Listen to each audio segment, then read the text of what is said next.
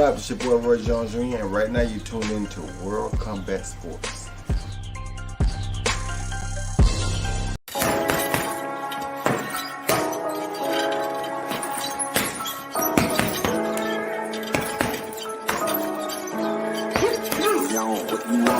Left jab, uppercut, leave you laid out on the floor. Try to duck and roll, hit and miss, now you counting stars. Should've practiced more, should've hit the mask, get out there more. Claim that you're the best, you gotta show me son. Actions over words, baby boy, is you real or what? Talking way too much, world come back sports. Talking way too much, world come back sports. Talking way too much, world come back sports.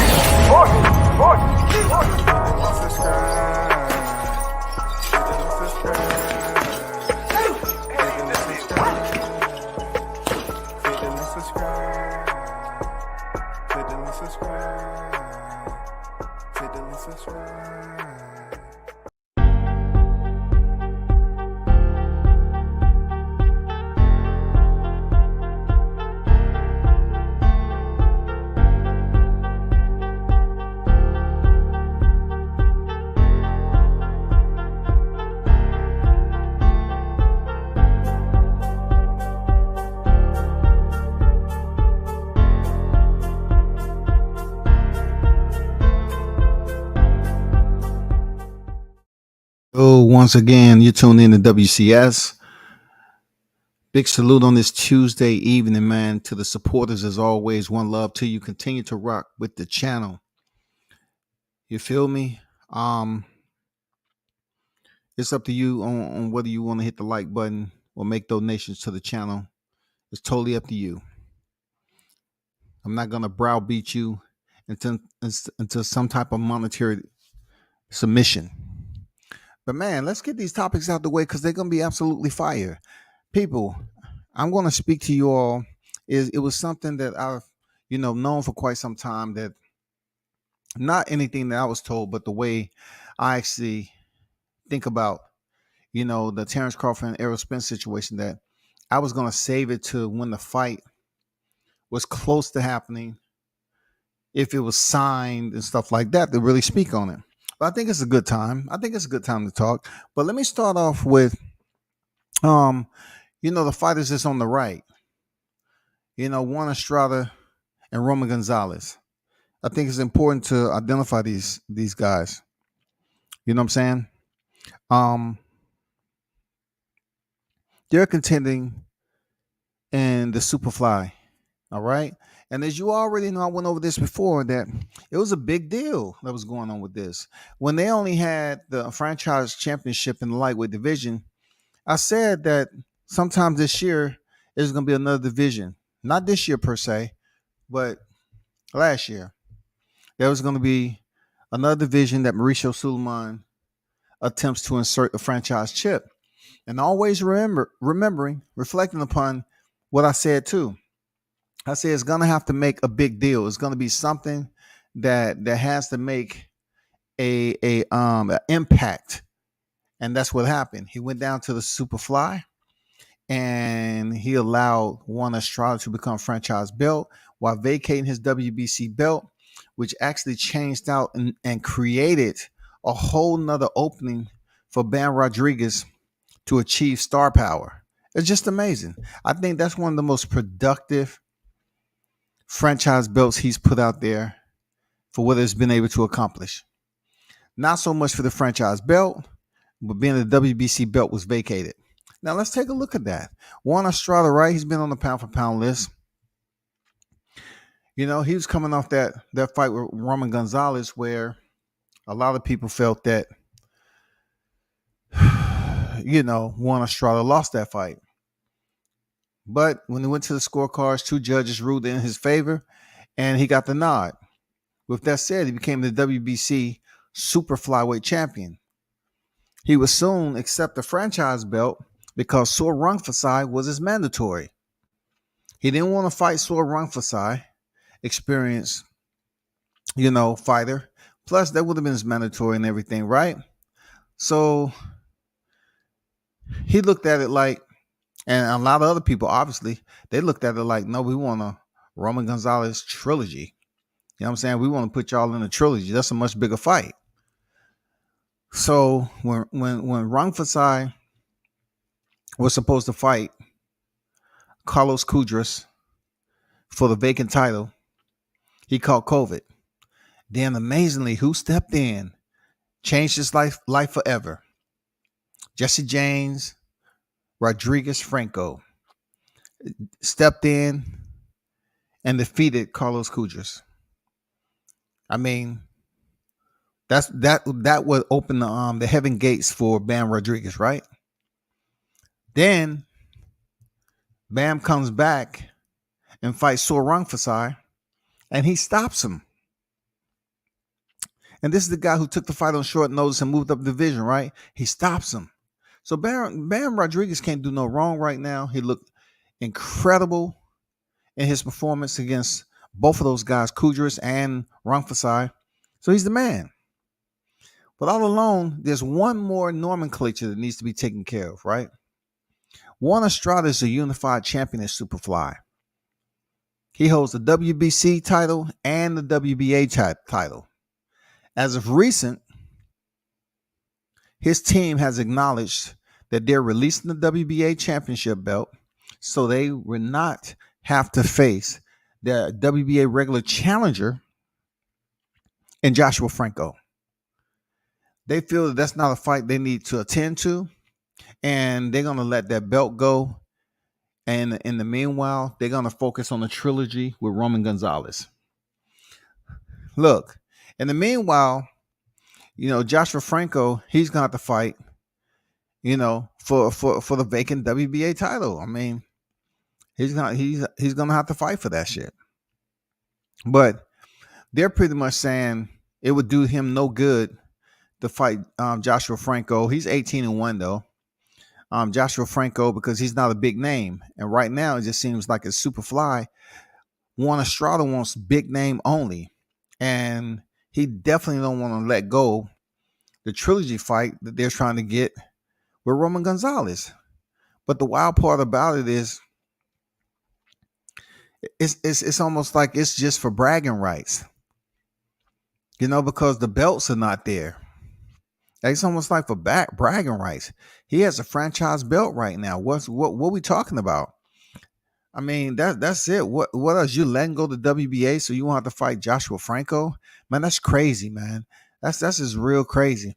And look, I'm not mad at him for getting off the belts and trying to do a business deal. If you feel that you're gonna make more money fighting Roman Gonzalez, cool. I'm fine with that, bro.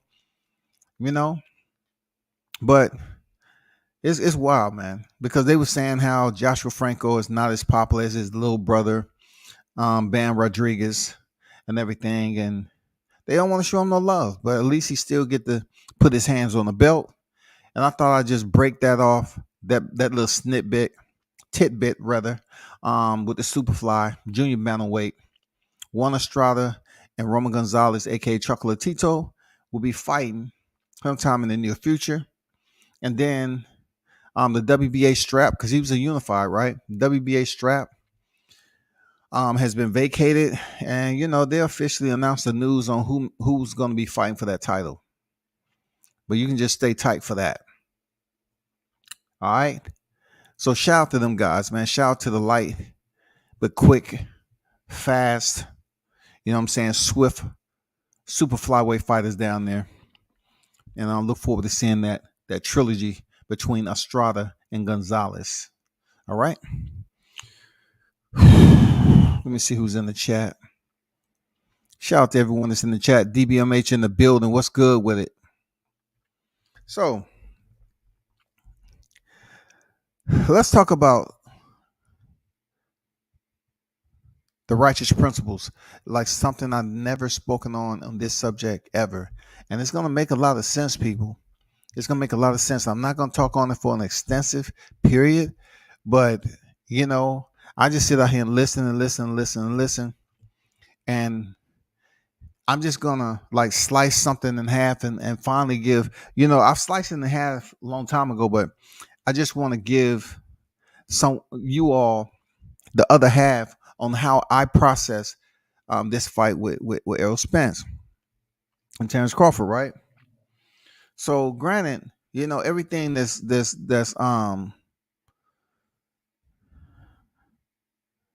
that's reviving itself with the fight potentially being in November is great. All right. We can exhale on that 2 times. So we've heard Mike Coppinger come out with it. We heard Bernie the Matt talk about it. We still know we're closer. We just know November is it. We don't have a date. We don't have no way of setting up anything as far as reservation for those of us who will actually be at the fight. All right. What I'm about to speak on is very, very important to know, and why I feel the way I do and why I speak on Crawford the way I do when it comes to Spence. I don't know how many hundreds of people will sit up here and call me a Errol Spence hater without even listening to, what I have to say. I just don't sit up here and be a garrulous individual with a mouthpiece and talk shit about Spence all day. I don't. But I want you to understand one thing.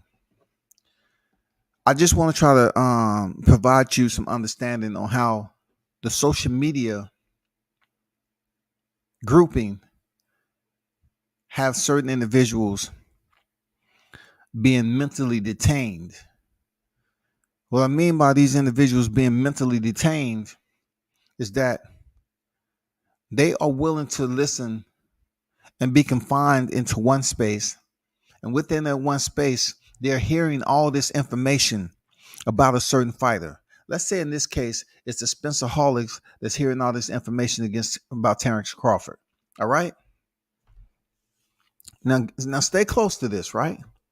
So if you stay in an area long enough, especially on the social media, you're gonna tend to hear a lot of information, an incredible amount of information that is conveyed. They put it on the belt every day, and they convey that information out to the consumers who are listening. You're consumers and not just boxing fans, because you may be individuals that really invest in boxing, and that's okay, or invest in social media, and that's okay. So you're willing to sit there and listen and digest information. Over a period of time, you tend to begin to talk like the information you've been hearing. And the information that's been heard on these two fighters, of course, is who's better than who. And this is where it separates humanistic behavior. You know what I'm saying? What's supposed to be naturally binding and healthy, and then it bleeds over to something that malicious and nefarious. This has became out of hand. It's become so out of hand where shit almost happens every day speaking about this topic. So let me break something down to you, right? I'm not gonna sit up here and say what's 1,000, what's this, that, and the other. But listen to what I have to say, because it's gonna make sense to the way I feel about this. So when it comes to these two individuals, and of course who I'm gonna speak about on my side, but let me get to the Spencerholics, those individuals who are showing they're insensitive and they can be hateful individuals just based off two fighters that haven't even stepped in the ring before. So when it comes to who's the better fighter, it seems to be always up to debate. And you know why it's up to debate? Because the first thing they want to run to is the resumes. That's it. You got to run to the resumes. They got to run to the resumes. And it's been so much labor placed into speaking about resumes. You can't do it no more, because we've heard everything we need to hear about resumes. We've heard there's nothing else that we can talk about with resumes. You cannot sit up here and grab hold of Kell Brook coming off a loss and parade that around as if it's the best ever championship fight you ever seen in your life. He was coming off a loss, a L, period. And Sean Porter used to have that belt. So Sean Porter was defeated by Kell Brook, who defeated by Errol Spence. So, look at the value in that, right? Just take it for what it's worth.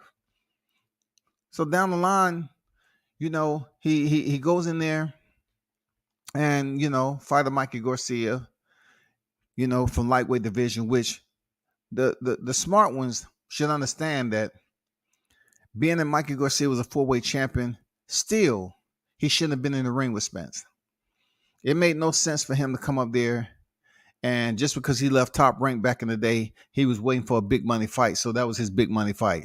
Hey, I guess it worked out for him, Mikey.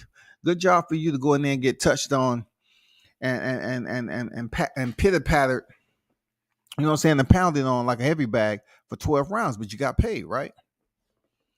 But that's the most credentialed fighter on his resume is Mikey Garcia. Moving on. So a little ways after that, he wants to step in there with Sean Porter because he has goals, objectives. Those goals and objectives are to do what? Face Sean Porter to continue to unify the welterweight division. But before that, Sean Porter had to fight for the vacant. So him and Danny Garcia was designated.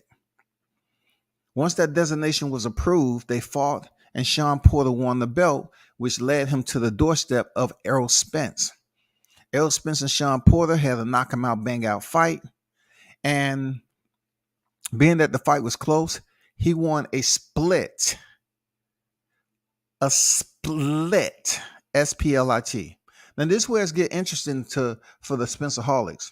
They never mention a split decision because it kind of denounces the boogeyman theory.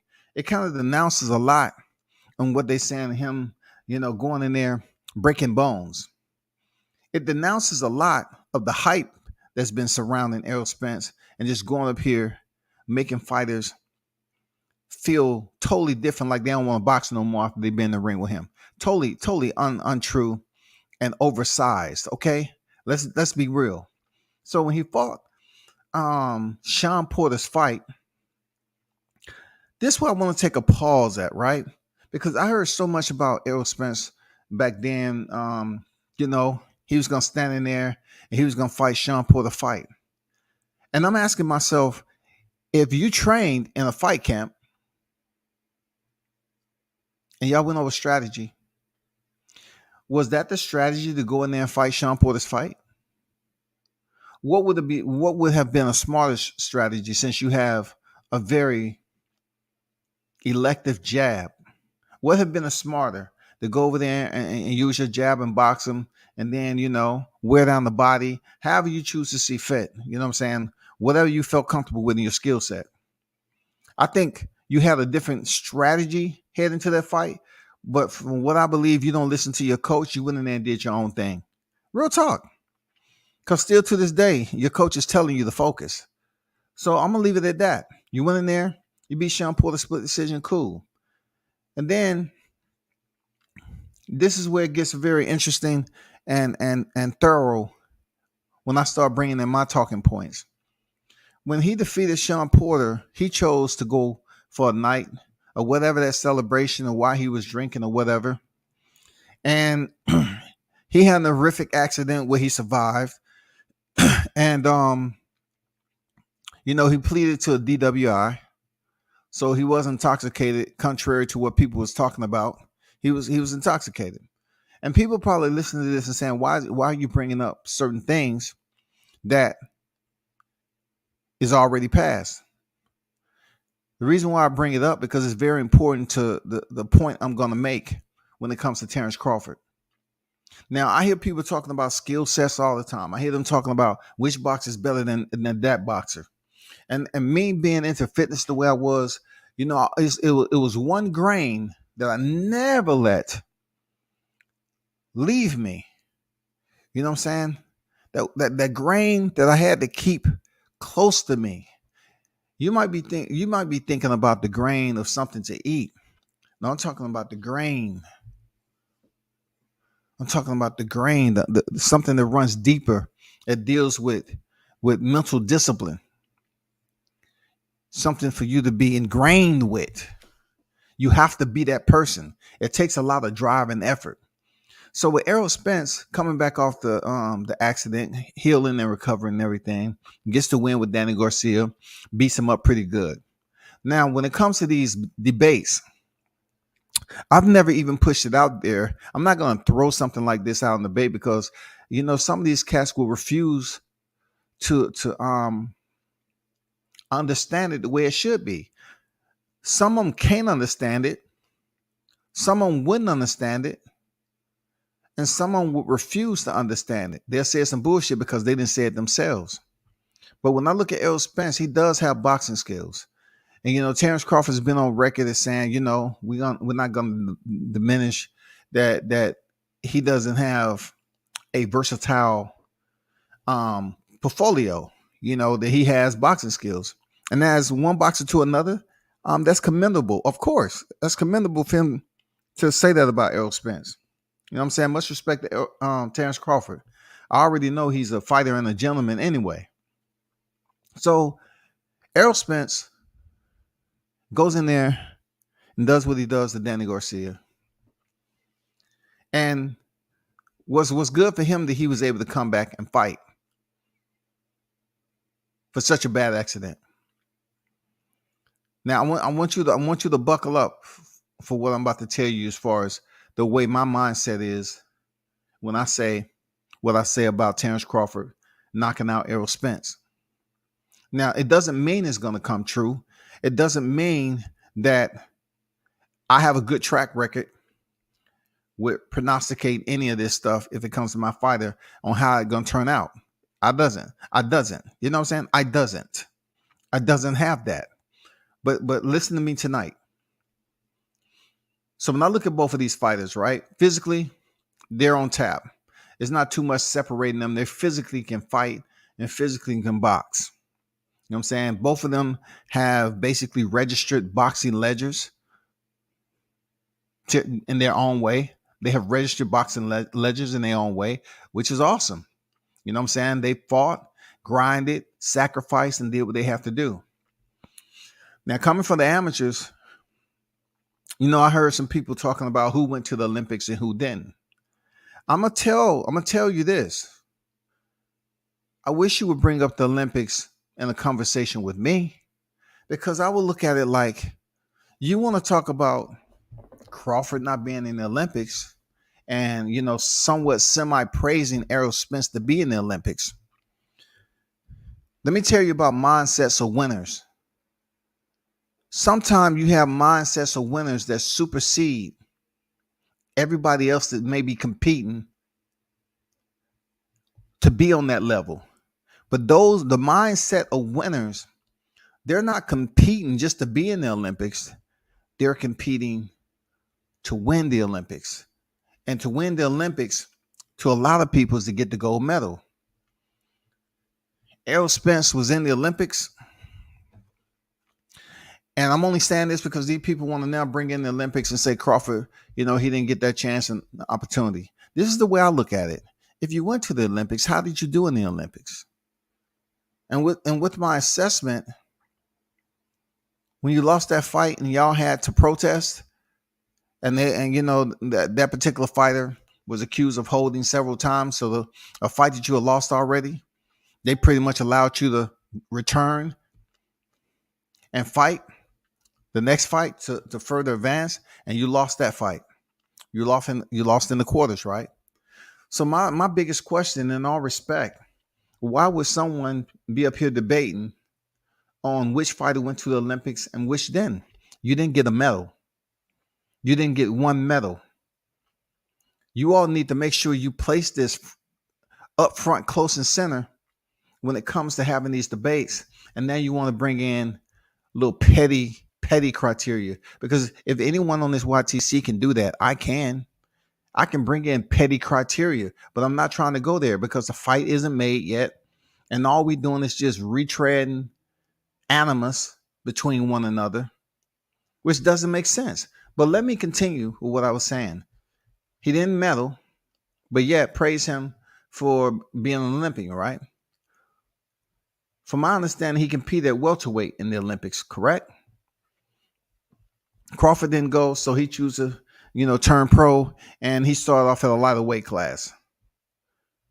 When I say start off at a lighter weight class, when he really started to buckle down as to what weight class he wanted. He was a little bit high before, And then he started to get down to those lower weight class to do his work. And as he was getting down to do his work with the lower weight class, he won. He ended up picking up a championship. He won. And then, we don't need to talk about the 35. We don't need to talk about Gamboa. We already know all that. We already know what went on with that. Because that was a valuable fight. And he went in there to a fight in his hometown. And he beat a very decorated, tough fighter in Gamboa. Boom. Got him out the way. Went on to bigger and better things. Ended up becoming undisputed, winning the titles at 140. Didn't defend them, vacated. First fight at welterweight, he gets a title. All right. Now, the person that he extracted that title from was a champion who has the name of Manny Pacquiao. So you have to definitely respect it, regardless of who won the title and beat him. You have to respect it. You can't dilute every achievement that he put on his boxing ledger. You can't denounce every achievement of individuals who he fought in the welterweight division, all because they're TKO stoppages. Now, this is where it's imperative that you pay attention to what I'm saying, right? Pay close attention to when people tend to put principles into it.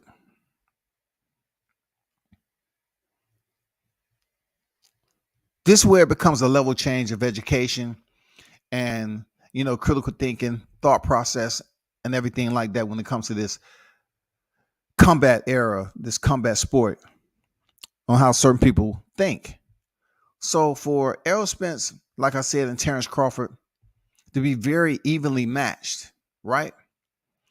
There's a sense as the people that become overexcited and joyous when they see Errol Spence going to the ring and throwing a lot of punches. He does have the cachet to unleash a volume of punches, whether they be up top, to the body. He's him. He has a very educated, thorough, respected, certified jab. Very, very educated. Now, the problem comes into play when when the Crawford supporters are pretty much putting up their line of defense. When it comes to Crawford, you have the Spencerholics now who are saying that for Crawford, his switch stance don't mean anything. He just do it for fun. He's not that smart, right? He's not that smart. Then somehow there's another huge area to why Crawford is being criticized right now to face Errol Spence.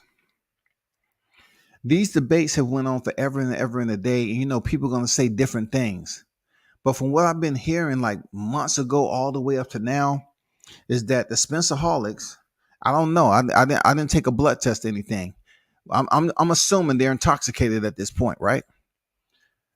So they said that I've heard people say that Terrence Crawford supporters are the most stupidest, the most dumbest. They'll say that Terrence Crawford supporters don't know shit about boxing. They're some of the dumbest supporters, some of the dumbest fans out here, right? So when I hear things like that from grown-ass adults, I say, well, that's just them in a nutshell showing their insularities. Insularities is people that's narrow-minded in the way they think. They're extremely narrow-minded. So I'm just looking at it like they're pouting and they're really running out of ammo. So they want to say, oh, you're stupid, you're dumb. You don't know much in life. You this, that, and the other. They really don't know any of that. They're just speaking as if it's true. So I hear a lot of Spencerholics calling Crawford supporters dumb and stupid. And also now you hear voices that will echo the sentiments that Crawford himself has been proven not to utilize his entire skill set. So when the debate comes about sometimes And people's like, oh, let me ask you this, since y'all Crawford fan, let me ask you, how do you see, you know, um, Spence losing to Terrence Crawford? How do you see it? And everybody has their way of just, delivering. How do you think he's going to lose?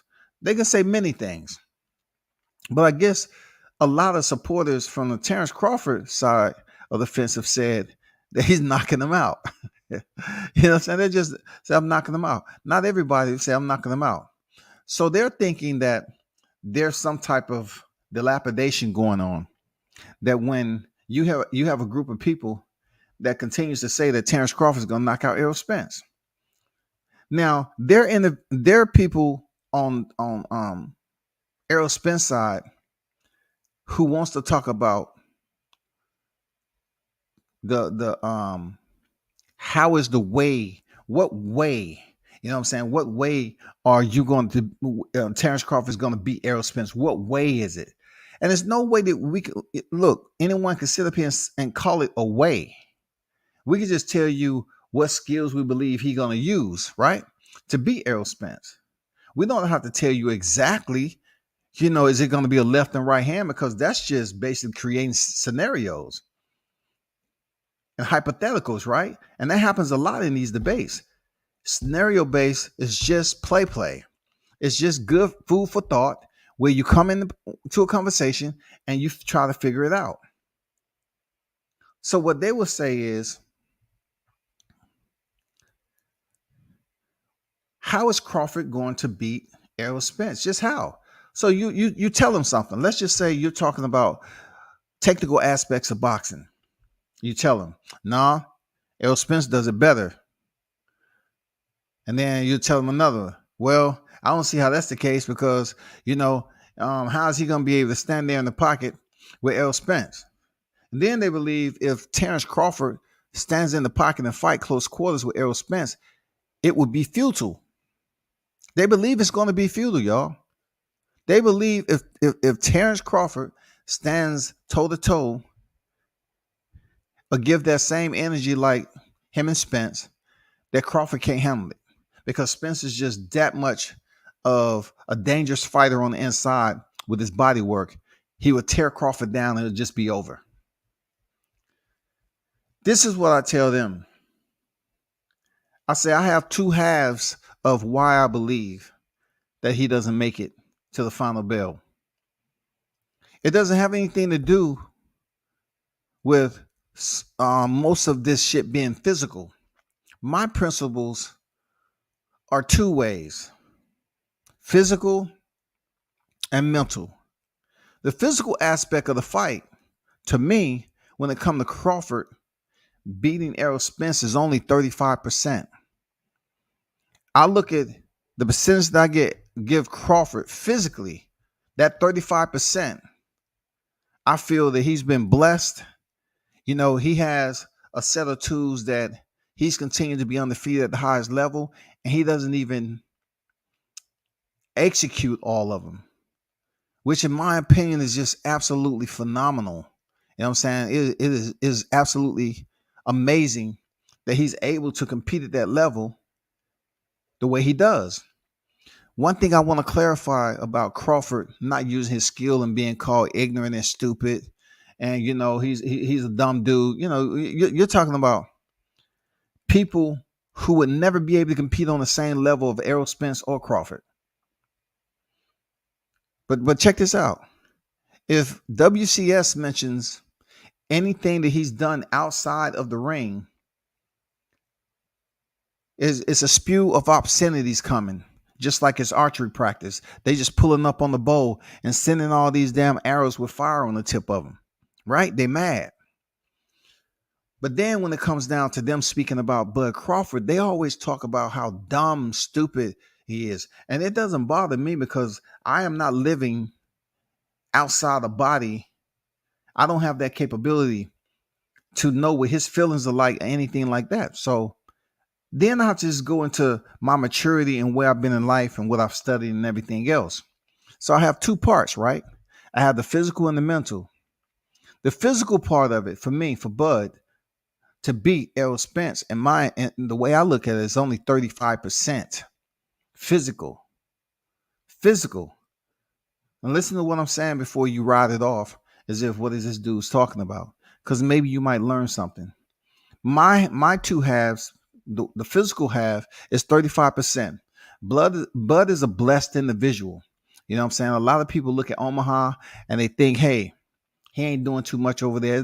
No, he was bad. He'll tell you he was bad. It's been on record before. He tell you he used to get in the fights all the time. He was that dude. I knew dudes like Bud growing up that fought all the time. You know, some of the fights I wanted to be in school, I couldn't be in. You know, and not some of my classmates knew that until I was up as a junior, senior. The reason why was my parents didn't play, and when I got in trouble or I got into a fight, I was on the track team and they needed me, and also I was going to get my ass tore once I got back to the house. I wasn't trying to get in with it and catch a fair one with somebody and get suspended and then goddamn hear them belt buckles jingling once I get back to the house. You gotta be smart, because that whooping that you get that evening, you're gonna feel it the next day. Anyway, back to the physical part of it. The physical part for me with Bud is 35% for this reason. I believe he's a different type of individual when it comes to his physical strengths in life. I always tell people, the Spence, before the accident, he definitely, in my opinion, I'm just saying, I'm gonna get to what I'm saying. I feel that he was a much stronger fighter to me before the accident than he is now. All right, that Spence, in my opinion, if they would have chose to get a brand new nutritionist or whatever back then, and he decided to settle down and be disciplined, cool, it could have been much more different, because you're talking about principles. Now for Crawford, I give him 35% on the physical principles to defeat Errol Spence Jr. because he's that good of a boxer. He's that good of an athlete. 35%, people. 35% I give him. That's all he needs. All right? That's all he needs. Now on the backs, on the other side is the mental, right? In this particular case, the mental and the physical can be attached within the 35% of him competing against Spence. Both the mental and the physical. But I'm kind of splitting this physical aspect, and I'm going to use the mental for something that y'all never heard before. And this is how my examination takes this outside the ropes. The other 65%, in my opinion, that assists with Bud winning and beating Errol Spence is the 65% outside of the ring. Most of what Bud Crawford has done outside the ring will have his hand raised when he combined the other 35% in the ring with the tools that y'all say he don't use, but yet he's still able to go in there and win and dominate. Most of his advantage is outside the ropes. I never hear y'all speak about that. I don't put it in the base because a lot of cats don't care about it, but it's very important when you're on this high level competition.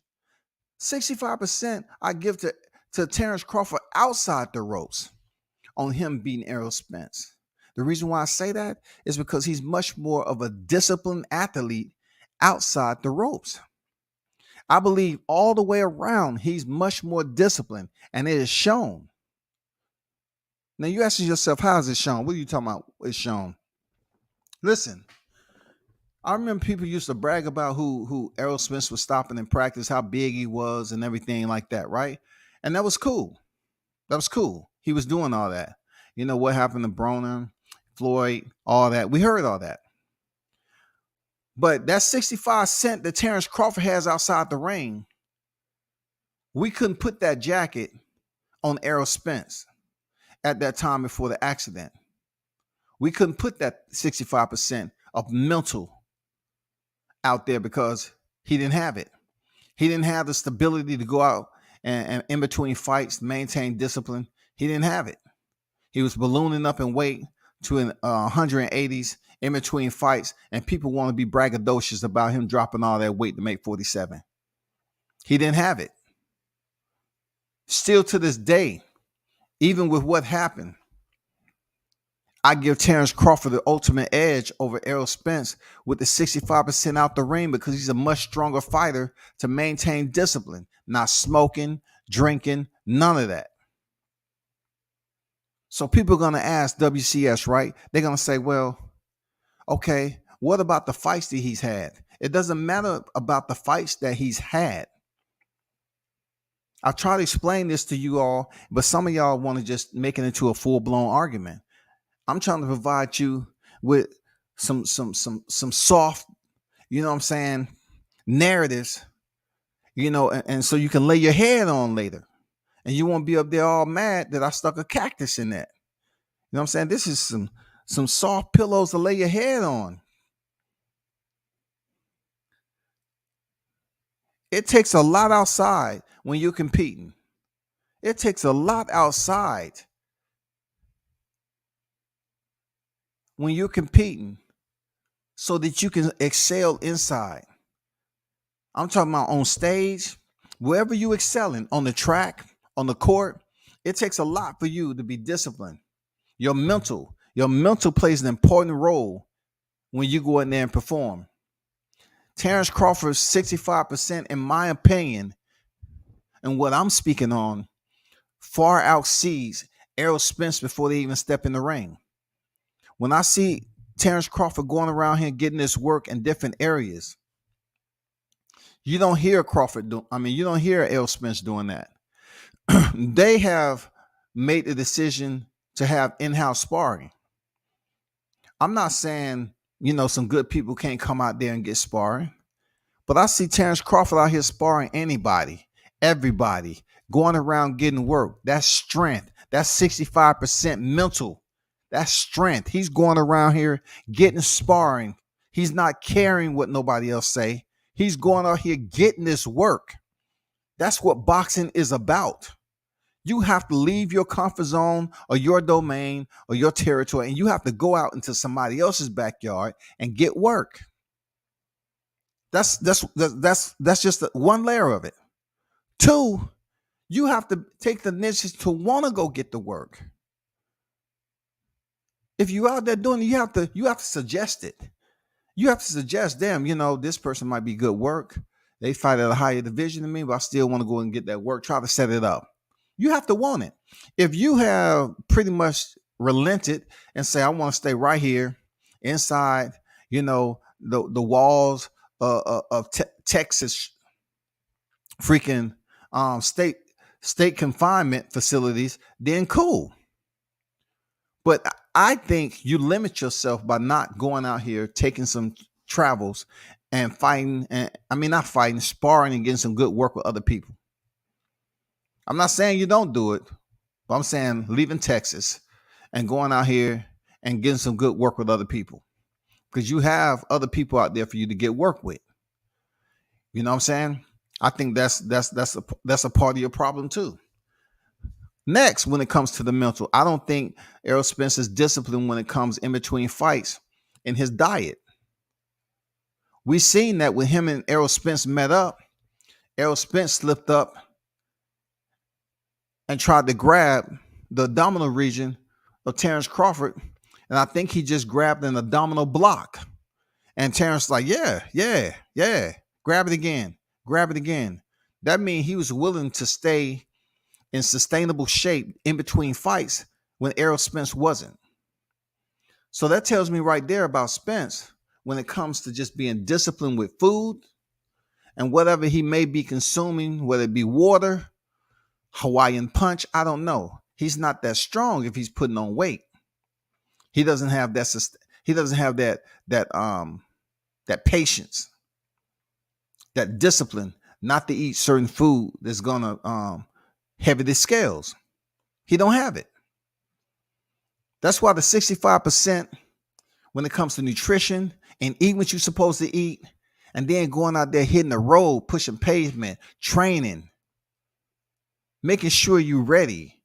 You stay ready so you don't have to get ready. That's where Terrence Crawford 65% play a significant role in his mental discipline.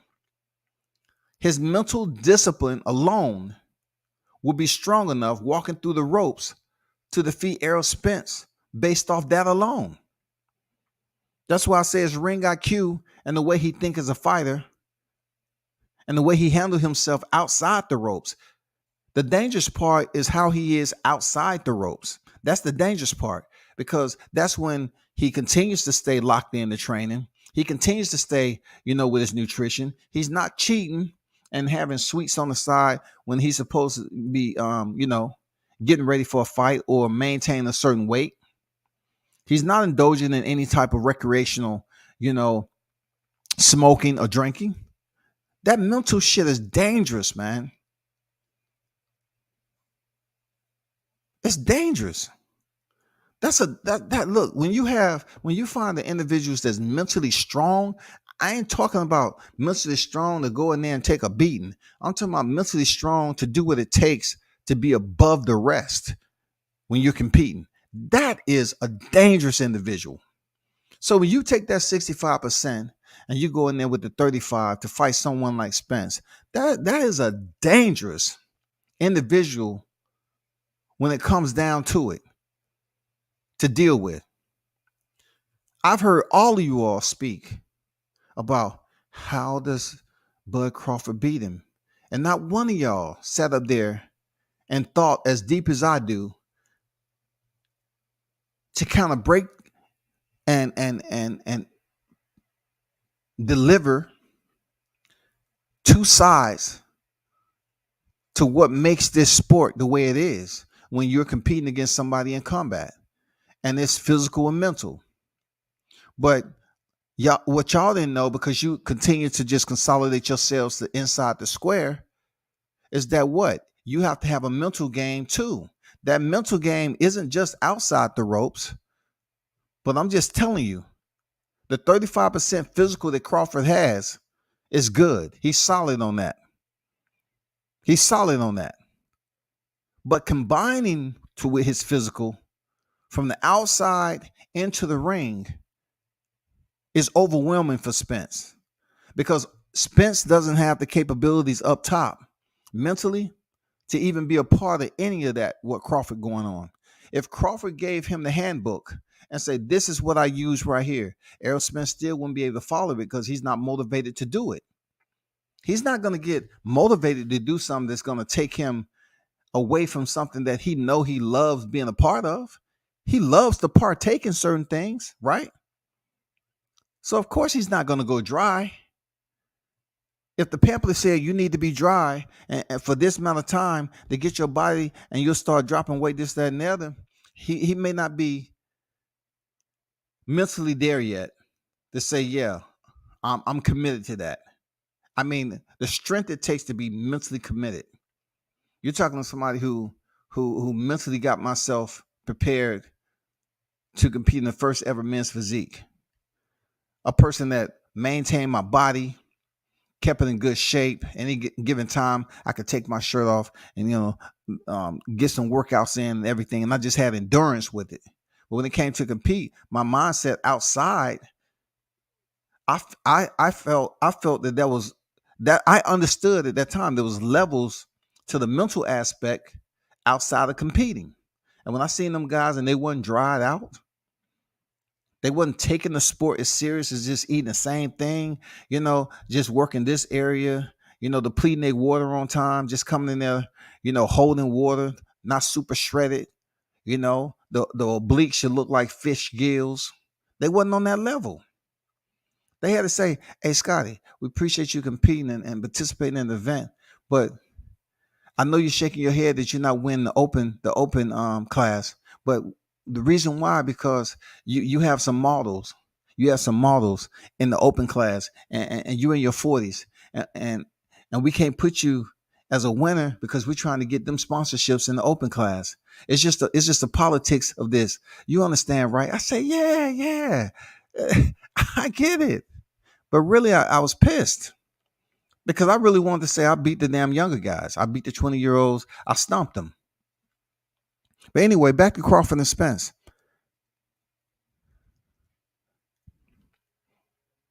That's the dangerous aspect on the way on how I think of Terrence Crawford as an athlete. The heavy percentage of mental strength that he has outside the ropes dominates that of Errol Spence.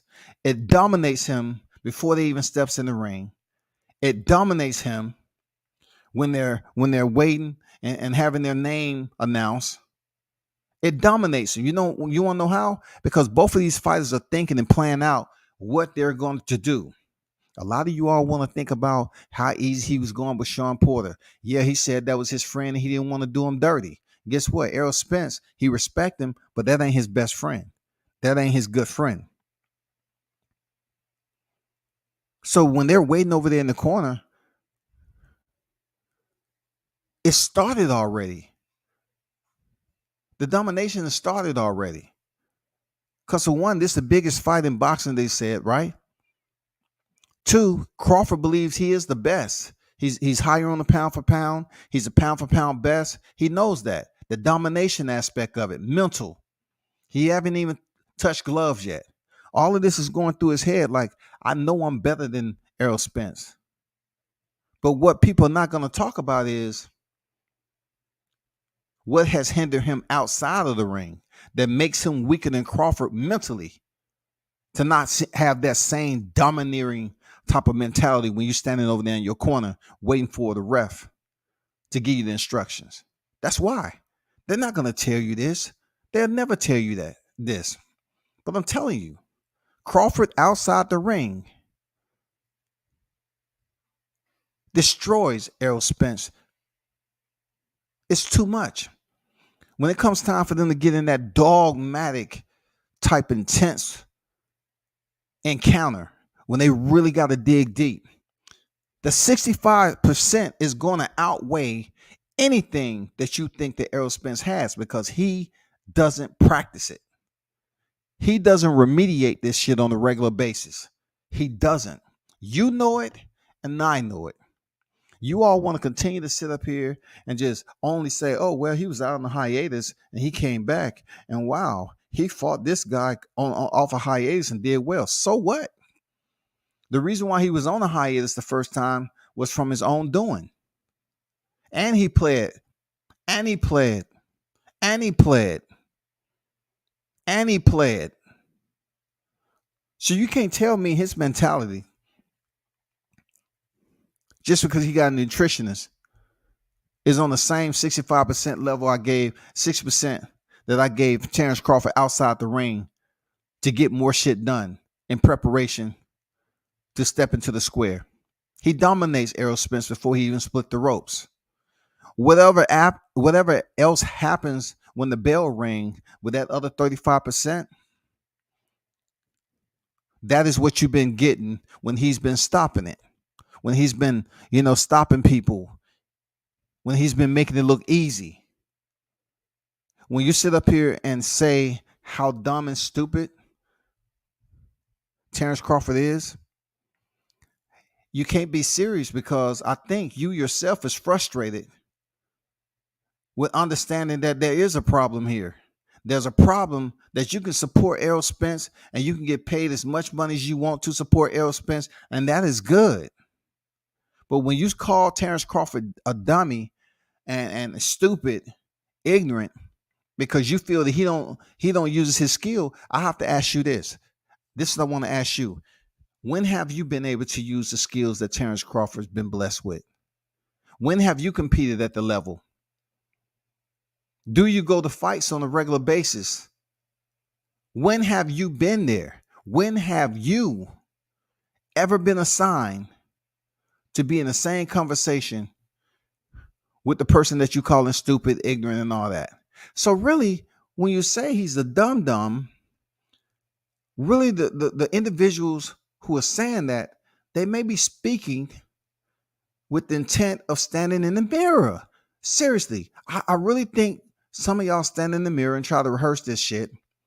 And all you can reflect upon is when you're telling the people out here in the social media world is when you stand in the mirror calling yourself a dum-dum, a half-wit, airhead, a donkey, a chump,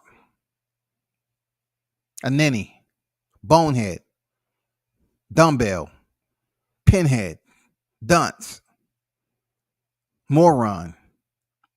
You're calling the man that's competing at a higher level dumb, all because you're dissatisfied that you're unable in your lifetime to see him use all his boxing skills. And you know what I say to that? If he has never had to be forced to use all his boxing skills, when he did use his boxing skills, could you even be able to identify it? Could you be able to identify that's something new he was doing? Could you go back through all his 30 plus wins and identify, oh, this is something absolutely they put together? Haven't seen that. Or would it be something that's transparent to the naked eye? I'm just curious. Furthermore, I want to look at it like this too.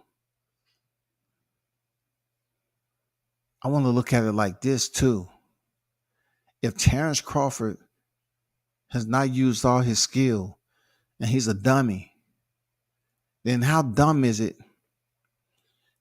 when he uses it on Errol Spence and they had no time to prepare for it? That's some dumb shit, ain't it? For real. Like, you're trying to play the mind games with grown ass adults who's looking at you like you just left daycare when it comes to your damn thought process. How are you going to say it's dumb and stupid when if you never seen it before, right?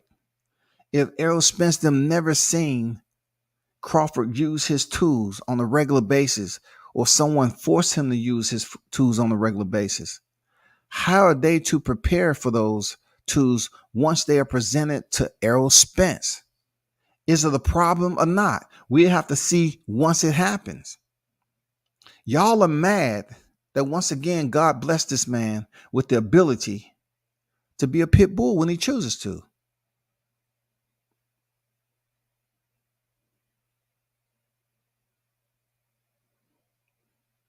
He has a love for being a mad dog. Every now and then, Terrence Crawford will be a mad dog. He loves it. He loves just becoming a mad dog and throwing everything out the window and say, let's go. Mad dog style. Mad dog style. You know what I'm saying? Let's go. I think too many people are mad at the wrong thing because he get that mad dog in him. Not the one you drink, but I'm talking about that level of intensity. And he go out there and get the fight done. And people are mad because he's not using boxing skills. So now, look, now the conversation has arose, right? That once again, like they said about Sean Porter, they said if he fights Sean Porter on the inside, he's going to get knocked out and all that, right? Now we have the situation where Errol Spence, who they say is much more versatile than Terrence Crawford, you know, does he have skills? Yes, he has skills. But like I said before, if you have people that's angry birds about him not using his skills, the 35% physical that I said he has in the ring, with his amazing ability that God blessed him with, right? To be able to go ahead and box and combat, where it's 35% physical, but that 65% mental is what sharpened the blades. Because boxing is a lot of mental stability, a mental discipline type of game for you to go in there and win. It's boxing. And I believe when you know, every time, I never even told anybody this, you know, I always look at Terrence Crawford being much stronger than Errol Spence outside the ring. And people who understands that's smart enough to put this in their catalog understands what I mean. Just like they will understand what I mean if I said something about Floyd, but this ain't about him. Because Floyd, outside the ropes, his shit is like, come on. His shit damn near unmatched the discipline that he has. That's what I look at when it's Crawford. I know he'll beat his ass in the ring physically, but I'm looking at how pressures outside the ring and the percentage that I give him is too much. His outside the ring just floods everything that can possibly come our way from Errol Spence.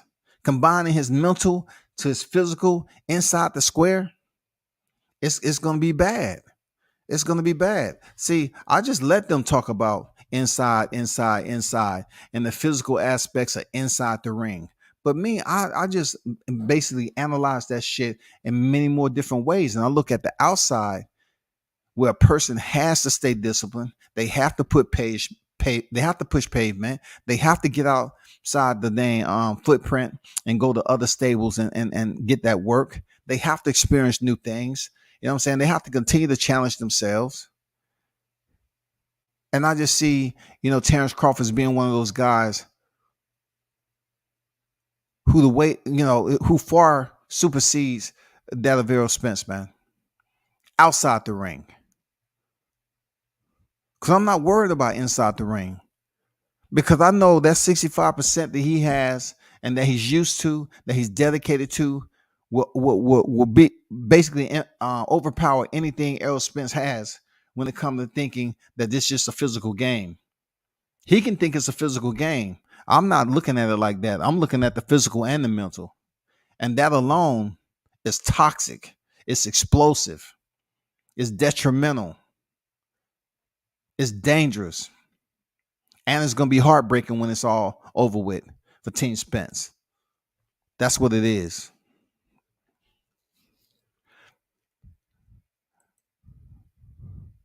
So, hey, my boy Showtime on there. What's going on, Showtime? Hey, I know you looked over there. That's what I was trying to tell you. You good, bro?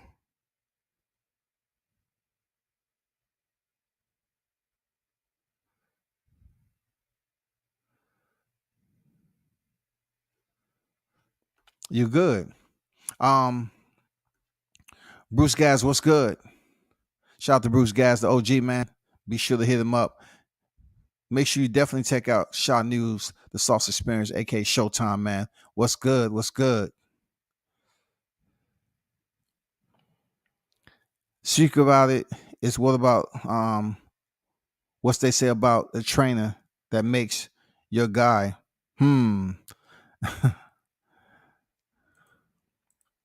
That boy AB Wild, my shit on the computer.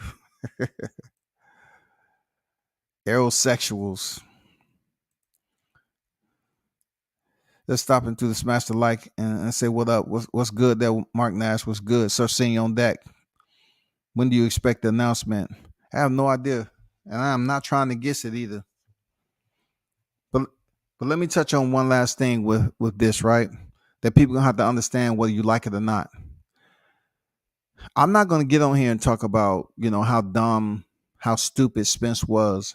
And this how you really look at how pathetic these individuals are, right? And they may take what I say like it's a serrated edge, and you should, because when you start talking about a fighter and then you say they're dumb, they're stupid and all that, and they have family and people, now you're trying to get personal enough to get a reaction. That's exactly what it is. And I found out in at the YTC, a lot of these cats, they would say things to these fighters to attempt to get a reaction out of them. But what if I was to say, really, with all you all, talking the way you talk, why couldn't at least one of y'all persuade him not to get behind the wheel of a vehicle, while he was intoxicated? Because if you really want to start, being petty about, making this into a personal debate about fighters that we never sat down at the table or anything, It doesn't even compare. Once again, like I say, the 65% doesn't even compare. It obliterates anything that Spence got going on mentally. I'm real with this. And when I say that, and I can be even more petty. Derrick James was up there telling him, you got to stay focused. You got to stay focused. Man, I'm telling you, I know what I'm saying. I'm telling you, the 65% is crucial.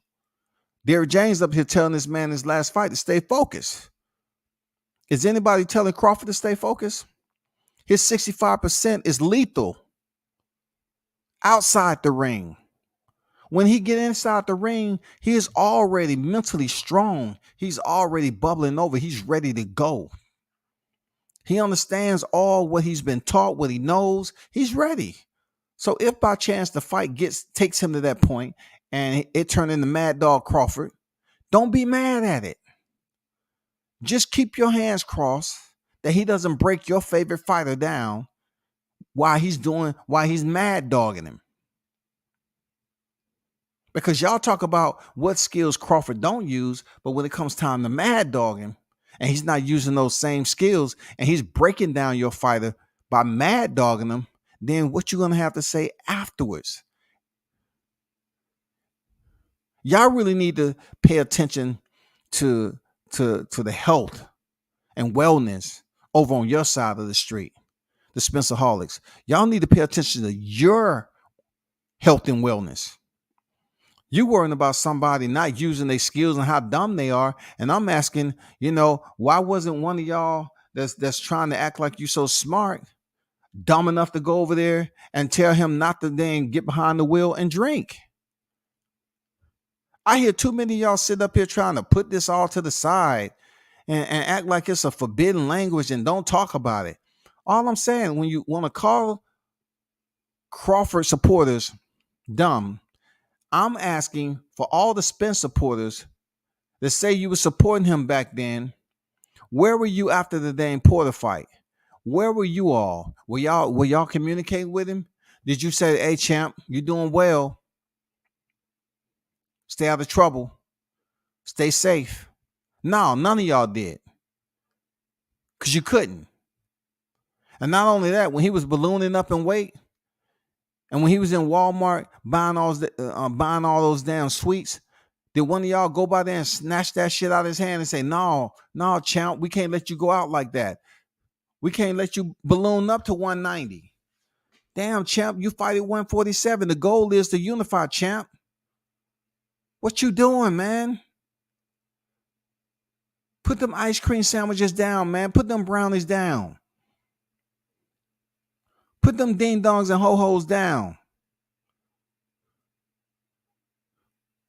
That wasn't you back there at that fast food ordering a double cheeseburger with fries, was it? Have some discipline. Crawford 65% would dominate Errol Spence. Would dominate. It doesn't matter how y'all, who, when, where y'all say he dumb. Listen to what I'm telling you. I'm thinking outside the ring. Y'all thinking nothing but inside the ring.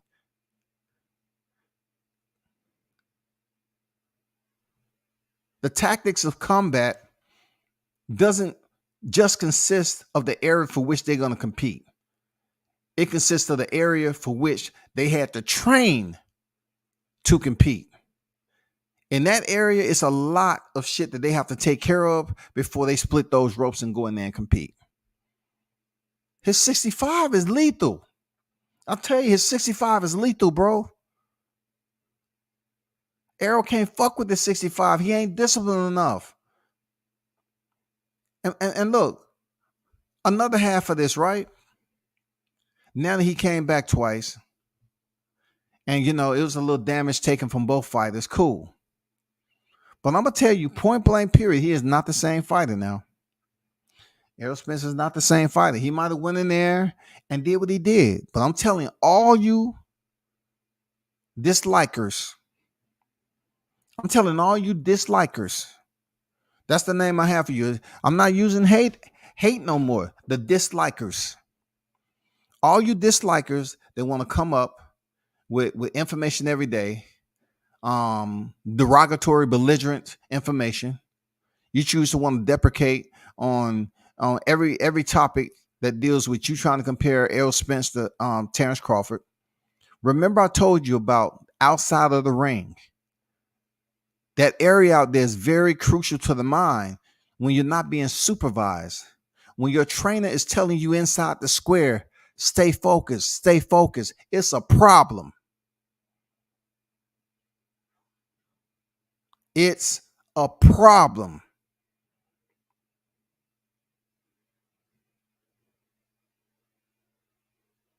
And hey, look, when I hear you use it, I'm not going to get mad. I'm just going to sit back and say thank you.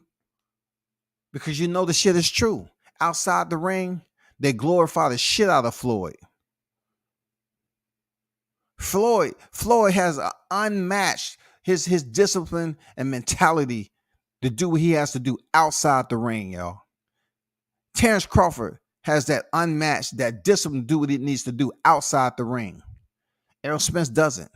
What he wants to do outside the ring has affected him tremendously inside the ring. That guy he was before, if somebody could have got a hold of him then, if somebody would have got a hold of him then, we might be having a different story. He would have turned the corner and say, you know what, I'm going to rededicate my life, just like he became a newborn Christian. And then we might be goddamn talking about something totally different. But that's not it. You know what I'm saying? He wanted to hang out with who he wanted to hang out with, chill, do what he wanted to do. Hey, it's nothing personal with me. But when I hear people up here just saying people dumb and stupid, how dumb are you? And you will never be able to compete on the level of Terrence Crawford.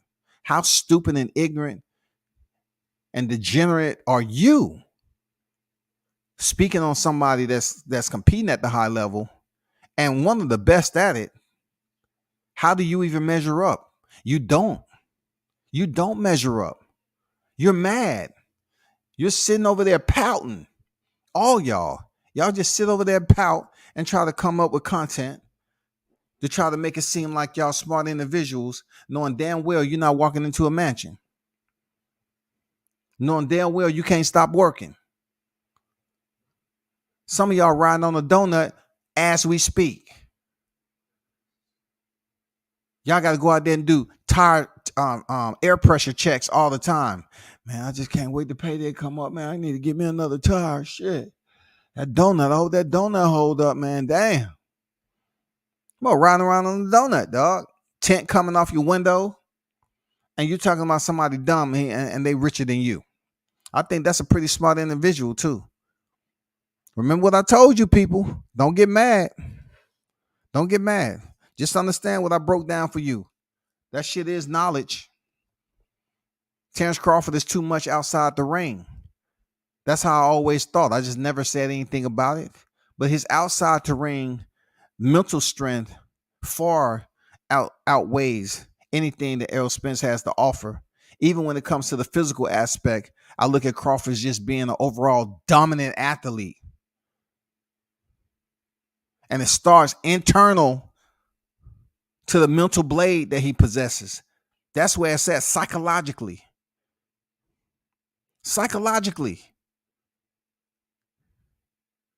His advancement psychologically will put him over Errol Spence. I guarantee you.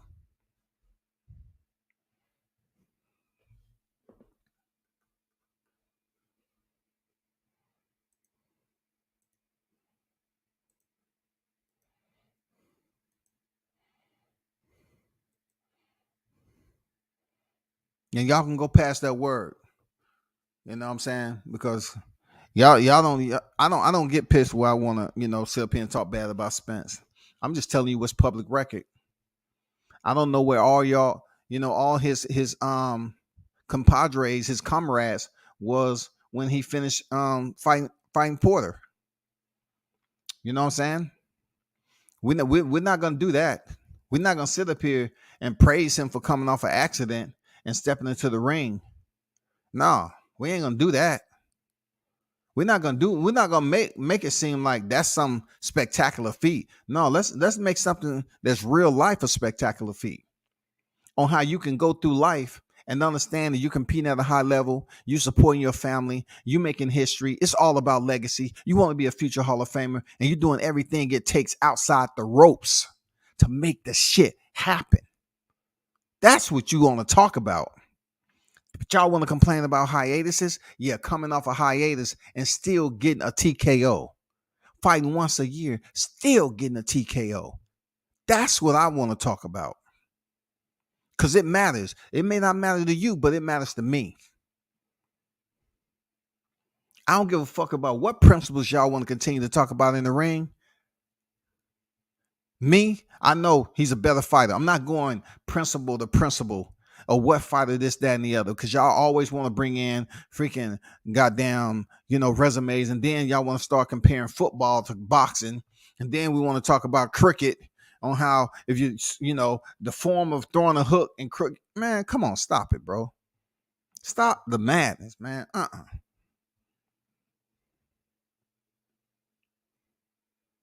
This shit is crucial, and you know it. You know it's crucial, man. People want to don't try to get mad at me when you want to praise him for coming back from an accident and winning the fight. We're not doing that. He should have never had the accident.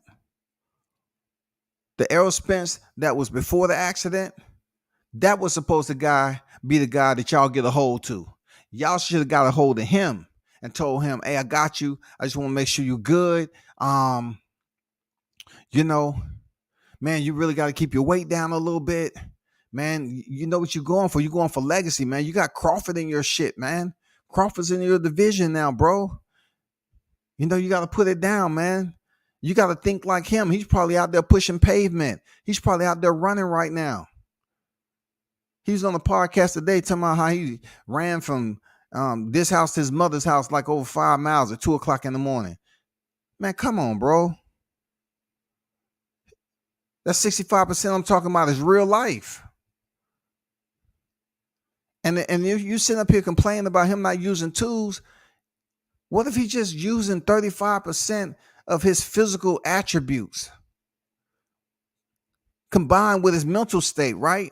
His mental strength to go in there and fight the way he does and have people talking about how he don't use his attributes. That is a genius. That is a full-blown athlete that should be praised. You know what I'm saying? Saluted. This man is not even forced to bring out his best weapons, but yet they're mad he doesn't do it, and he's still winning, but yet they call him dumb. Got it. They hate on the person who making them money without using Crawford's name. They have no content. I'm telling you, man, look, any one of you cats out there, I'll tell you this. I've been over the certain people who try to debate. It's just not possible. Because, when you go on other people's channel, they want to mute you and put you in the background. It's all good. I've been there. I try to do that. And I found it's quite pointless, to be honest. You know what I'm saying? But in the meanwhile, when you drop the link, people come over here and, it's not going to be a session to out talk. I'm at a stage in this YouTube segue, right? That if the fight is made, it's really no reason for me to have another debate because I've heard it all. You're not going to convince me with Gamboa and Mikey Garcia comparisons. You're not going to convince me that, Kell Brook wasn't coming off a loss when he fought Spence. You're not going to convince me that Sean Porter is going to make it in the Hall of Fame before Terrence Crawford. He's not. He's not going to make it in the Hall of Fame before Terrence Crawford. You're not going to convince me Danny Garcia is going to make it in the Hall of Fame before Terrence Crawford. You're not going to convince me that Errol Spence is going to make it in the Hall of Fame before Terrence Crawford. You're not going to convince me of that. None of y'all on this YTC is going to convince me that the same very people that you say, oh, well, he'll beat everybody. Okay, so what? Let's just say Danny Garcia can beat everybody on Terrence Crawford's resume. But when he gets elected to the Hall of Fame, they're going to award him for beating those people on his resume. That's what they're going to do. You can say it however you feel like it. That's what they're going to do. Who gives a fuck about what you talking about? Well, Mikey Garcia outside the name. Who gives a crap? That man is going to the Hall of Fame off the strength of who he beat on his resume. Who gives a fuck of somebody else's name on somebody else's resume can beat every fight on Crawford's resume? How smart do you think you have to be to figure out that he has more credentials? And if you want to think you're going to erase 3 weight classes and act like it didn't exist, then once again, that's you outside of some therapeutic care. Something else might be going on. I'm just saying, if you need help, hit me in the DM and I can get your copay going. Something ain't right. But I'm telling you, I don't have time to be going back through the same debates over and over again. So-and-so on this resume, so-and-so on that resume. It's pointless. You know why? Because when he gets elected to the hall, it's going to be him who defeated those people on this resume. Period. To include Spence. To include Spence. Now, y'all all butthurt. Henroy's all agitated, inflamed, because y'all want to now all of a sudden, these are boxing fans now, they all of a sudden, they want to start talking about the legends. Listen to me, y'all. These cats want to start finger pointing at the legends because, look, I'm gonna tell you something that I wanted to keep to myself. I talked to somebody. And it wasn't Roy either. But I talked to somebody that's awarded highly. I told them way back on what I just told y'all tonight about what I think about the outside game. They told me I was absolutely on to something. They say it has to be that way for you to go to another level. I never even mentioned anything because that's what I always figured out in my own life when I was competing in anything. It's what you do outside. It's what you do outside. Are you smoking? Are you drinking? Are you partying? That's what it boils down to. Are you drinking, smoking, partying? Are you taking care of yourself? So these individuals are getting mad at the legends picking Terrence Crawford to defeat Errol Spence, right? So they call themselves boxing fans. So they won't even give the respect on where they coming around with it. But I'm telling you right now why they saying what they saying. Now, if you were to ask these cats and they saw that Errol Spence turned around before the accident, they would have said, man, it's going to be a tough fight, bro. That's going to be a tough fight, man. Errol Spence ain't nothing to play with, this, that, and the other. And you remember when people was, saying how big Errol Spence was and this, that, and the other? So for somebody to get up to 187, drop down to 47, that's absolutely weight bullying, right? That's weight bullying. That's also punishing yourself unnecessarily because you don't have no self-control in between fights to sustain a respectable weight. So you won't have a fat camp, as they call it. It's important. So the legends up there pretty much reiterating that after the accident, they just don't see you getting through it to beat Crawford. Unless something special happened and God himself appears. I get to witness God himself appearing. I get to be in that light. I'm going to be honest with you. If God appeared at your fight, no one's winning. Let's be real. No one's winning. Because if God make an appearance, that means we all about to go somewhere. So I'm just letting you know, if God shows up that night, it ain't going to be no fight. I guess Revelations has presented itself. The rapture is upon us. I'm just saying, if you choose to show up at your fight, it's going to be good. But don't think you about to step in the ring and make history now. That ain't the case. All I'm saying is, don't get mad at the big dogs who earned it. You know what I'm saying? And Spence turns around and say, F them. F all of them. That's bad. That's bad because they just telling you what they think. So this is why I look at these dudes on here. Like, you'll get mad and issue all these threats, but you ain't issuing no threats and no freaking legends for what they said. You'll come in here and try to threaten me with on some nonsense and shit, but yet you ain't threatening them. Because the 65% is real. That outside the ring game is real. It's real. Your support system has to be strong. You have to be able to handle yourself accordingly. It sucks, but it only sucks if you have no discipline. If you continue to drink in little moderations and nobody's looking, that's going to do something to your body. So when you get in that 7 to 8 round and it's all full blown, you know what I'm saying? You got that mad dog Crawford in front of you. All that stuff you was doing out the ring, your engine start to sputter a little bit there, Errol Spence. Your engine start to sputter a little bit.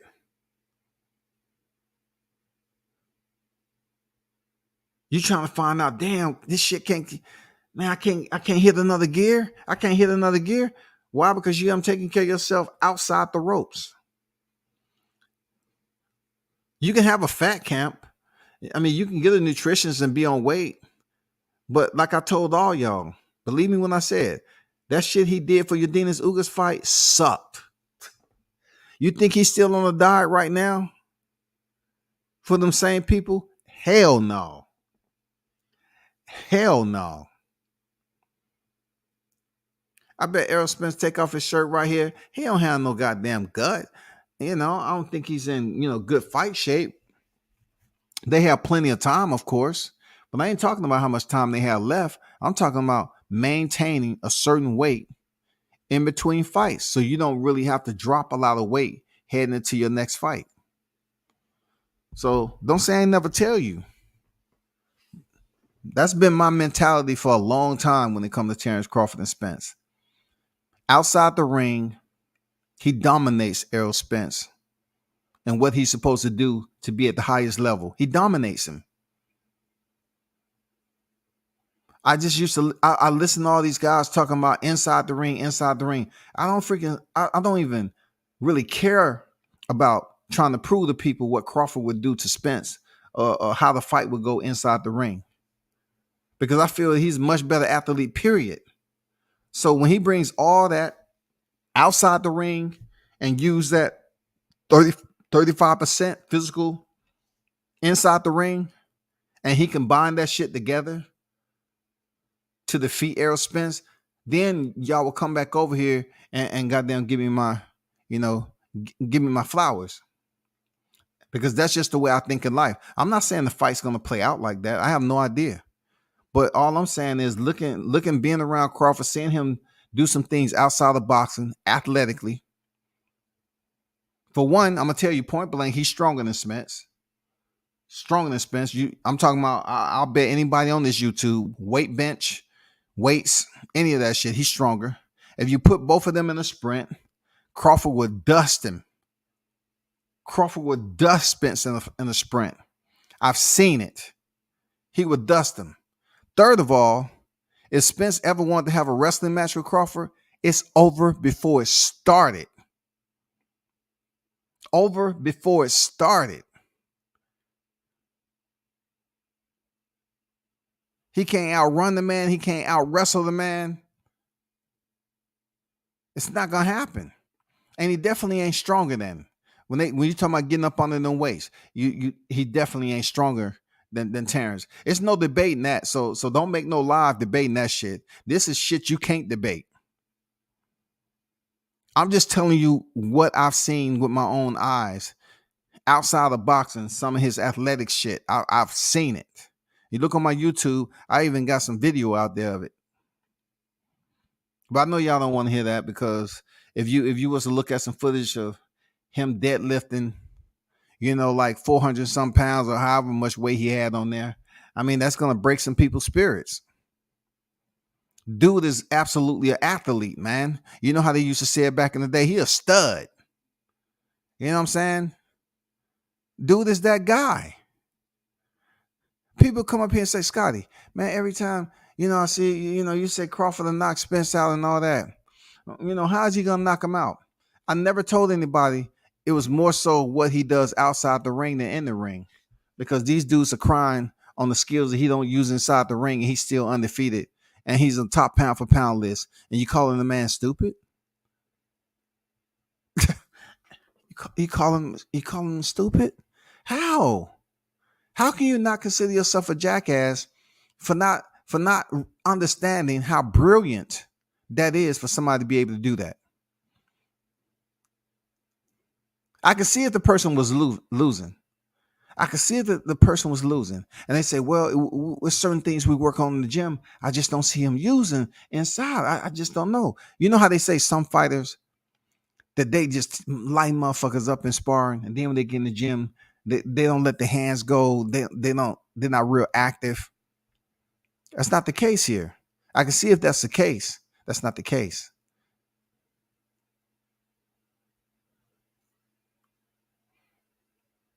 I hope this fight is in November. I really hope it happens. And, I sit here sometimes and try to create storylines for post-fight aftermath on what's going to be said when Spence take this L. I just want to know what's going to be said. Like, you're going to bring up the accident again? You're going to bring up the eyeball?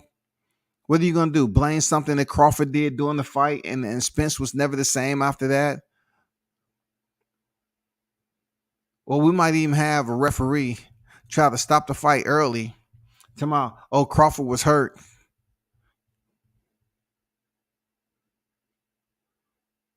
Crawford landed a low blow. It's gonna be Spencer Hollick's ringside over there trying to snitch, man. A water tampering. That's not a clear baller. That's a Gatorade baller like Derrick James had in the fight. That's Derek's not allowed to be using Gatorade baller, is he? Look what he got in his hand right now. Something ain't right. Come on, man. Go check that. Come on. Go. We just want to make sure we're on a fair playing field. They hate on the person who's making them money without using Crawford's name. They have no content. Man, talk to him, senior. Talk to him, man. They want to get them hot topics up there. They want to talk about Spence Crawford, but yet they don't want to tell you what WCS has told you. Nobody's mentioned that. They refuse to mention it because it's no debate. 65% of what Crawford does outside the ring, Spence can never do. It's over. And if he would have been applying himself like Crawford outside the ring, he never would have been in the situation he was before. That's what I'm talking about when it comes to discipline outside those ropes. Things that you do outside the ropes, if you're reckless, negligent, they will affect you inside the ropes. And that residual effect outside that accident has not went away, y'all. It haven't went away. And I wish him nothing but the best, man. I hope he has a long life after that and don't have any CTE. But we were just on here earlier talking about CTE and mental illness, right? So people act like CTE don't have anything to do with brain damage. So if you're ejected from a vehicle at high speeds and you hit the pavement, so he can't get CTE? And CTE, you're trying to tell me it doesn't get worse? CTE gets worse. You can have an accident and have damage somewhere, and that shit can start to deteriorate over time. I'm not saying him per se. I'm just saying in general. And it can get bad and getting bad, and so and so can be going through certain issues, having headaches, and wonder what's going on. Kind of find out they have CTE, and then they have depression and have other issues that's dealing with mental health, and then it spirals into a whole nother abyss. I don't know how y'all human beings are up here acting like an ejection out of a vehicle into pavement. It's all cleared up and gone. How can y'all do him like that? How can y'all do that, man? How can y'all be so selfish? How can you sit up here and believe that this man is 100% healed and he's not doing the Israel Vasquez. Israel Vasquez used to come back to fight early in what he was cleared to do. That's why he lost his eye when he retired. That's why he lost his eye. He used to come back and fight, keep that eye damaged. He was able to see out of it, but he continued to get that eye damaged. Boom, boom, boom. And what happened? Lost that eye.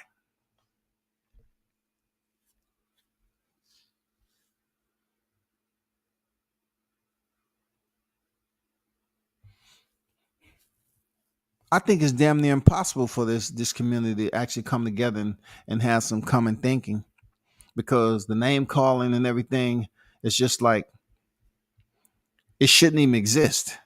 But we're talking about two fighters who, majority of these people are not close with.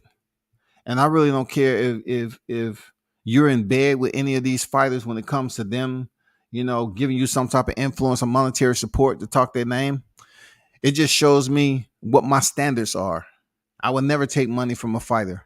I remember when I had Trash Star lie on me and said Deontay Wilder paid me $5,000 to talk and do information. Anybody from his team will tell you that was cap. But that's what these dudes do out here. They'll lie. They'll go out here and lie and say they don't watch you, but they'll do everything to try to tear you down. And I found out some people that was trying to tell some other people that don't do this, don't do that, because the way, what I say about Spence. And I say, yeah, my people, I've been around them enough. I understand. I got it. It's all good. But see, I don't operate just off one person. I do my own thing. I'm independent. So if one boxer don't want to rock with me because they don't like the critique that I give Spence, then guess what? There's plenty of other fighters out there that I can cover. I have other things that I'm dealing that I have to, do in boxing and MMA. It's all good. It's all good. I want to give a big thanks to Deontay Wilder for allowing me to cover him, because I don't think I'll probably be able to cover him anymore. You know what I'm saying? I don't think I'll be able to cover him anymore. Real talk. But I want to, tell him I appreciate covering him as much as I did. You feel me? There's people out here, saying so-and-so this, so-and-so. I ain't kissing nobody's ass now. I ain't kissing nobody's ass. That go for the cat who went over there and told Teofimo Lopez all this shit, and try to get me not to talk to him because they wasn't able to freaking cover him like that. It's all good. I'll see T.O. again. It's all good. It's all good. It's all good, shawty. You know what I'm saying? I know some of y'all probably try to go out there and tell Crawford this, that, and that, but one thing Crawford knows every time I seen him, he know what it is. And what I'm about to start doing is releasing more articles leading up to this fight. Yes, I'm gonna release more articles leading up to this fight. I have an article that's pending. I'm just trying to proofread that I'm doing on the YTC. You know what I'm saying? It's gonna be very the first one may not be as in depth as I want it to be, because I want to take baby steps with bringing the public to what's going on in the YTC. And when you can goddamn put your fingers to work, then it only shows that you're much more versatile than just going up here, sitting behind a mic and a screen doing a live. You know what I'm saying? I write too. Yeah, I write also. I know y'all don't like going over there reading the articles. I know the shit I put out on IG, you don't like it, a lot of y'all, but it's okay, because I know there's certain people who do. When Robeisy Ramirez reposted my pic, man, I appreciate him, I appreciate him just doing something small like that. And it wasn't even a picture that he was throwing a punch. It wasn't even the picture that I took when he had knocked him out and he was walking off. He was looking down at him while he was walking off. It wasn't even it. It was something more sentimental to him. I try to get the brothers to understand shit. I'm there to work. I'm a Pride Marine. When you see me working, that's what I'm used to. Not trying to clout chase anything.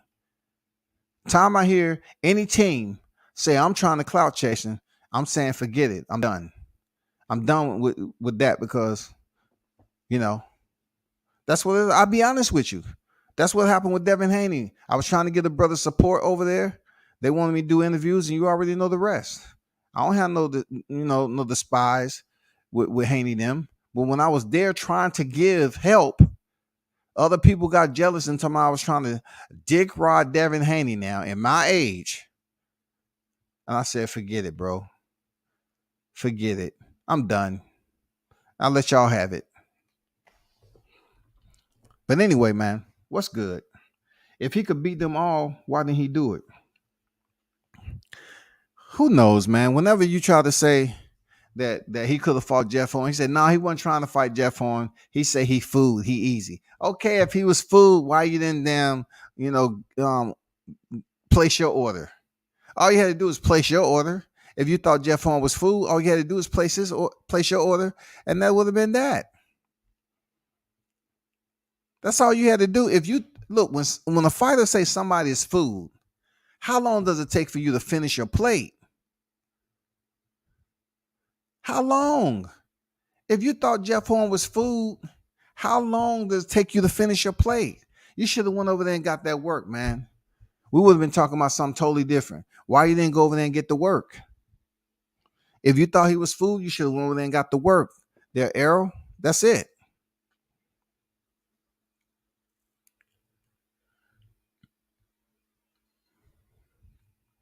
But I'm not going to stay too long. I just really wanted to give you that side of my thought process because, I was in some conversations and, I really haven't ever said what I said out here in the YouTube community. I was going to wait till the fight get closer.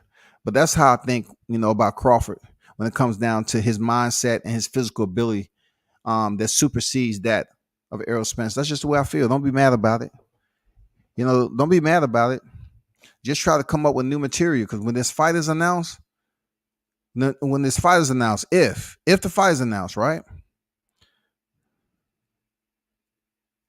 All I can say for the better good of YTC, I just hope y'all don't come back with the same narratives. So-and-so, he don't make any sense. His team don't make any sense. He signed the contract with no rematch clause. He this, he that. He agreed to those type of gloves. You know what I'm saying? Try to bring some light to it, man. Try to make it exciting. Try to get people up to watch this fight with some positivity.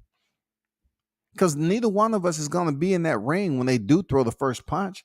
Neither one of us. Nobody from YouTube is going to be in that ring when they throw the first punch. Just them two. Just them. They're going to be the ones in the ring when they throw the first punch. And you know what? And you're going to have to just watch it play out. That's all we can hope for. Just watch it play out. But man, appreciate y'all pulling up, man. I got to run. Turn up and tune in to World Combat Sports and do me a favor. Hit the like button. I always want to give a big shout out to my guy, Shaw News, man. Continue to do your thing, UGK. Continue to grow. You're a leader. Continue to do leader type things. Coming up with new ideas to be successful in life for you and your family. You know what I'm saying? That's what it is. And the rest of y'all that pulled up, man, appreciate y'all pulling up in the chat. That's how we do. Turn up and tune in to World Combat